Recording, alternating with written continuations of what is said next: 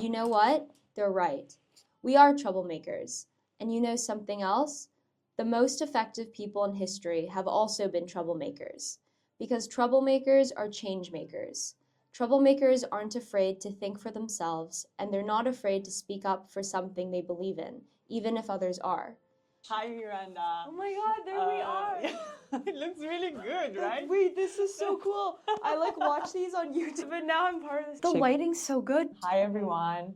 Hi, Miranda. Welcome to my channel. We're gonna cheers again. We cheers. Welcome to Bee's Ideas Kitchen. Love it. We're hoping to have many interesting people here. I want this to be focused on the idea of purpose and happiness. I invited you today to be the first guest of my podcast. I read your letter to your colleagues in high school and I really empathize with your ideas. We're going to paint while we talk, so feel free to talk at our own pace. Feel free to say if you're not comfortable to talk about something. Okay. Before we move on, maybe you want to tell our audience one or two main ideas about your journey so far. What brought you to this room To this here today? room. Yeah, exactly. To this room, sitting in front of you. So what would you like the people to know so they understand a bit more the context of our conversation today? Okay.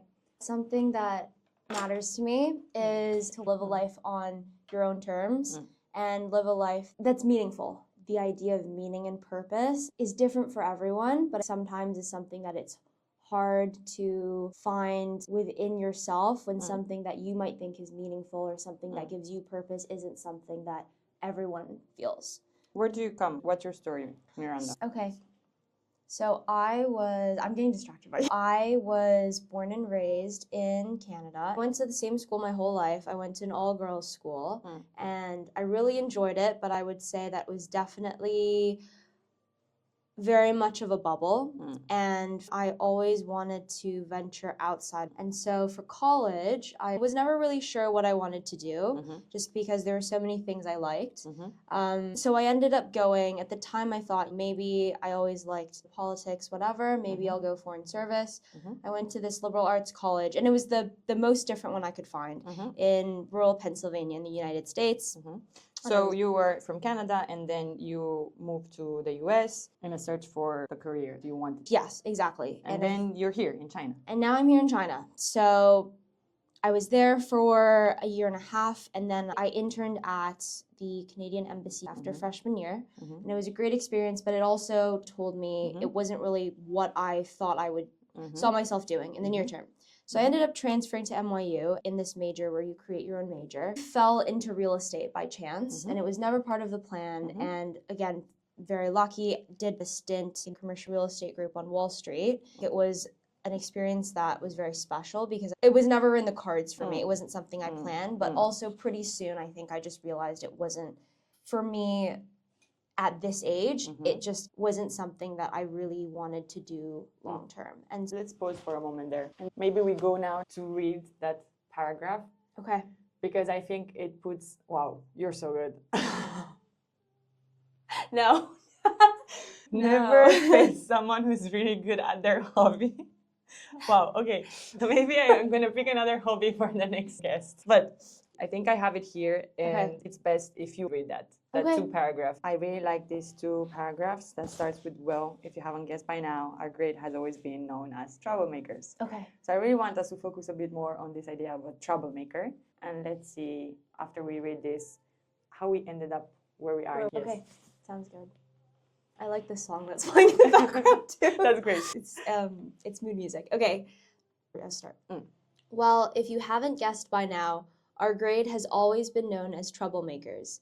Cliquey, defiant, incredibly opinionated troublemakers. And you know what? They're right. We are troublemakers. And you know something else?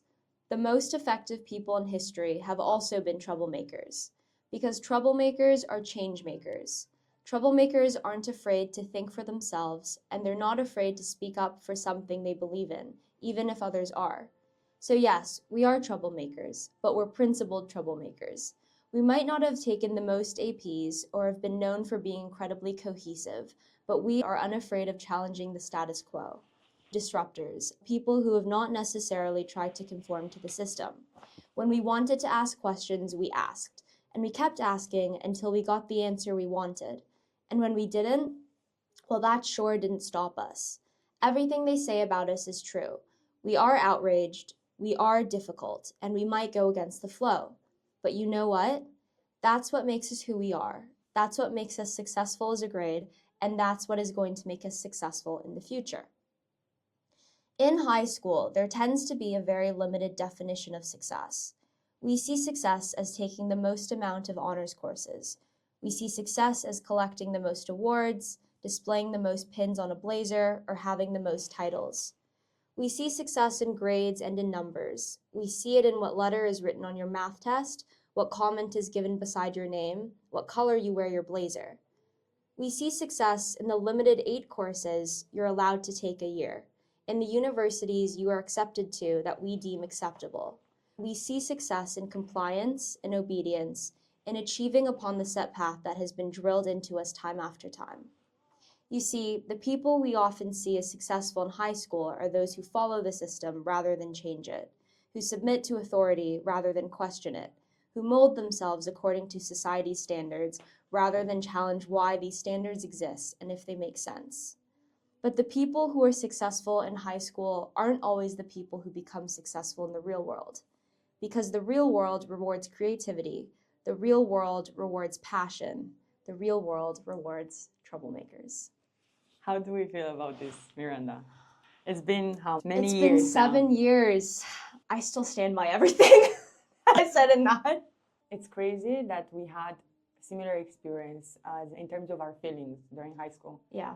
I wrote down some ideas that I think are very interesting. Mhm. You said, not conform, go against the flow, don't try to mold ourselves into what society wants us to be. Yeah. We gotta ask questions. Somehow, back then, we are outraged. I think now part of our existential crisis in our 20s is that we stopped asking questions Yeah. and we stopped being troublemakers. I think is kind of like submitting ourselves to the idea that if we're not molding into the system, we're broken, Yeah. we're failures. And what I love in our conversations all the time is the idea, the belief that actually it's perfectly fine to not know who you want to be, Yeah. but it's even better if you find yourself the courage to be a troublemaker and forge your own path. Yeah. So we start as troublemakers, and then somehow we get to this success in the real world. How is success in the real world different than the success of a troublemaker? I think that success in the real world, it's very short term. And sometimes troublemakers, because you're not a yes person, I think sometimes you're not successful short term because you're trying to do something maybe others aren't, or you are trying to actually make change. And oftentimes I think people don't like change. It's uncomfortable.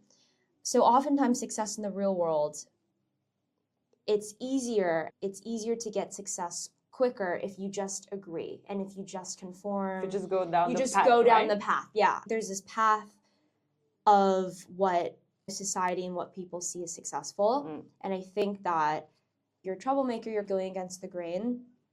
So success when you're a troublemaker might come down the road, where in the near term, people might not see your purpose and why you're doing things. But if you actually achieve a lot of the changes that you set out to make, in the end, people see it, but they don't always see it when it's happening.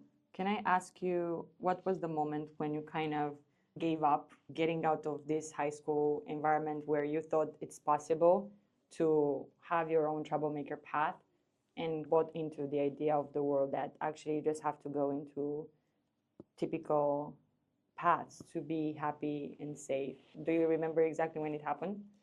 For me, it was more slow. That's what actually makes it very, not scary, but in a way, because I don't think for me there was one moment, but I just feel like it's one step after the other. So probably around the time that college applications, when you're around 16, people start bringing up the idea of college. And when you talk about the path, a lot of it is you jump through hoops. And when I was younger, it was easier to kind of ignore the hoops or kind of not jump through them. But college is something that just regardless of where you go, that path to get there is pretty similar. So once you start going through those hoops, sometimes it does change your mindset. And for me, it was like a snowball effect. So I will say, I do think the school that I went to, it wasn't, at that time, I didn't abide by, the SAT, go to an Ivy League. In that sense, all through high school, I still relatively was doing the things that I wanted to, and I wasn't going down the path. But in a more moderate way, not trying to radically follow something that was within. Did you even know back then? Did you feel like there was something that you really, really wanted to do, and you were just stopped by first people's opinion about what you should do, and then about you buying into their ideas? Yeah, I always had a lot of hobbies that I really liked. We've talked about this, but I always really did love art. But at least at the school that I went to and the environment I was growing up in, that was seen as a hobby. And that wasn't seen as a career. When it came time for college, there was a point where I kind of just knew that I wasn't going to go to art school. It was going to be an actual college. That feel. Is there something that you felt strongly, or it was more like a quiet acceptance that this is how things should be? It was a bit of an acceptance in the sense that at the time it was presented as it's time to get real. It's time to get real and like it's time to grow up and realize. It's time to go to finance. Yeah, it's time. Yeah, exactly. It's time to realize that some things are dreams and some things are reality. And even then, I got into finance, and I feel lucky actually because I, in many ways, didn't do a lot of the things that now I, on the other side, realize people have to do to get into finance. But once you get into college and it's a whole nother animal, you realize, I didn't know about internships. I didn't know about any of this. All these things, you have to join these clubs to get the internships, which internships pay more. After a while, sometimes you just forget. For me, it wasn't like one moment where I went, oh, like, were you this caught is who I or you am. didn't have time to think about it anymore? Yeah, I would say so. I think it's addicting. You get the right grades, and then you get those internships, and people are, the internships that everyone wants, and then you have that life that we're told that we should want and that everyone wants. That validation is very addicting. How was it when you got into college? How did you get validated? When I went to college, I got validation because actually people thought it was very cool that I wasn't going to a traditional program. Then when I went to college, I would say I got validation by being an overachiever.